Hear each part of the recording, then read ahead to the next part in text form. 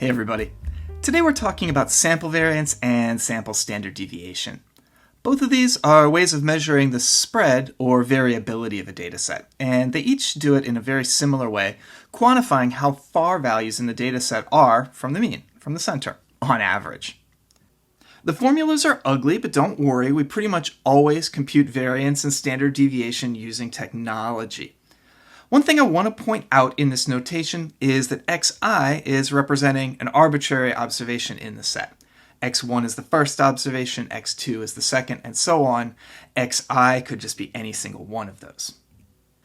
So even though we tend to compute this using technology, it's really helpful to have some understanding of what this formula is actually saying and what standard deviation and variance are actually doing.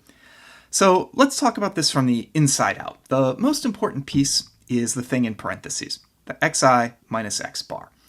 This is called the deviation of the ith observation from the mean. So basically, how far is that observation from the expected value?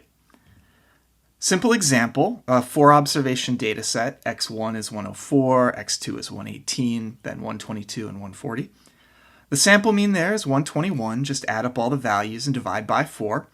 And the deviations are given in this table. For instance, for the first observation, 104, the deviation is 104 minus 121, which is negative 17, indicating that that observation was 17 less than the expected value here.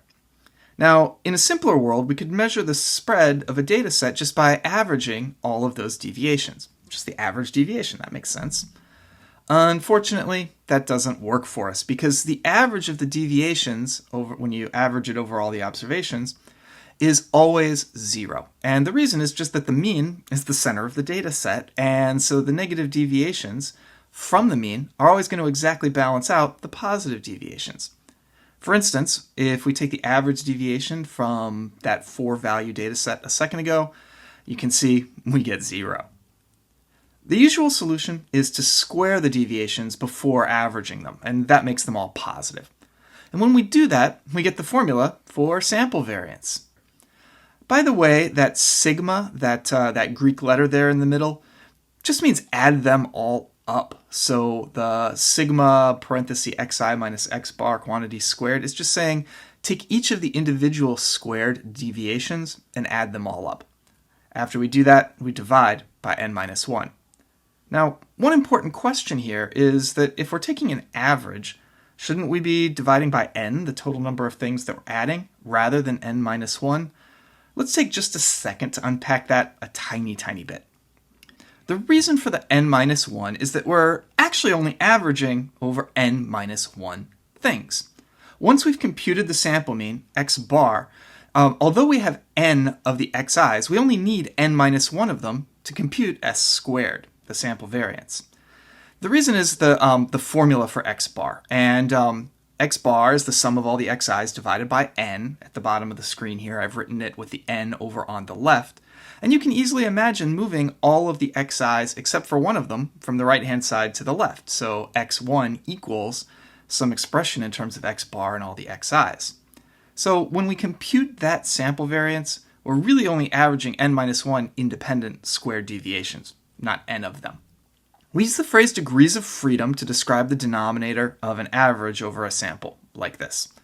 And typically, 1 degree of freedom is lost from the total sample size for every statistic that's already been computed when you're evaluating that formula.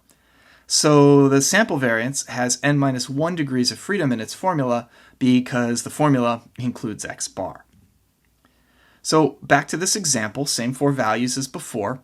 Here's the computation for the sample variance. Again, we usually use technology to evaluate this, but it's nice to write it out one time. So you see the 1 over n minus 1 there on the left, that's 1/3.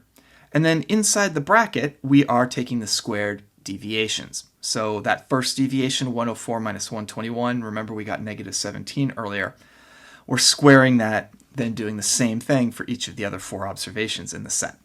When we do that, we get 220, and we know that quantifies the spread of the data. It's the average squared deviation in the appropriate sense. Unfortunately, it's hard to interpret. The values in the set are 104, 118, 122, and 144. It's hard to see how 220 is somehow measuring the variability between those 4 values. The reason for that is that we squared all of the individual deviations from the mean, and so variance doesn't have the same scale as the original data. We'd prefer a measure of spread that has the same units as the data. And the simplest way to accomplish that, the obvious way to accomplish that, is just by taking the square root at the end. And when we do that, we get the formula for the sample standard deviation. It's slightly more complicated to compute, and it turns out to be more difficult to work with theoretically if you're going on in mathematical statistics.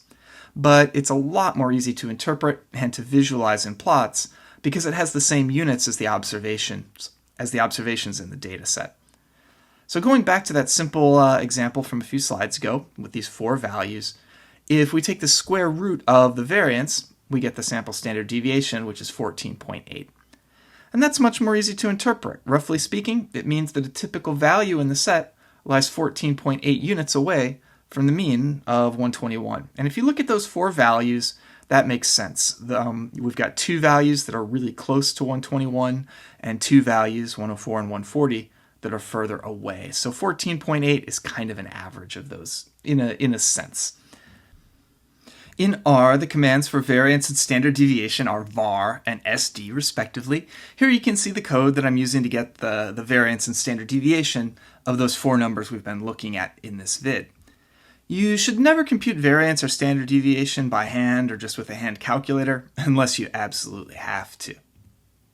One other good rule of thumb to keep in mind is that in almost every case, the majority of values in a data set lie within 1 standard deviation of the mean. So here's just some random numbers I generated between 0 and 100. The mean is 49.9, the standard deviation is 27.3. By the way, I recommend computing those yourself using whatever technology you may be working with, just for practice. If you do that, you get a mean of 49.9, standard deviation of 27.3. So if I go 1 standard deviation below the mean, I get to 22.6. 1 standard deviation above, I get to 77.2. There are 15 observations between those 2 values and only 5 outside that range. And that's fairly typical.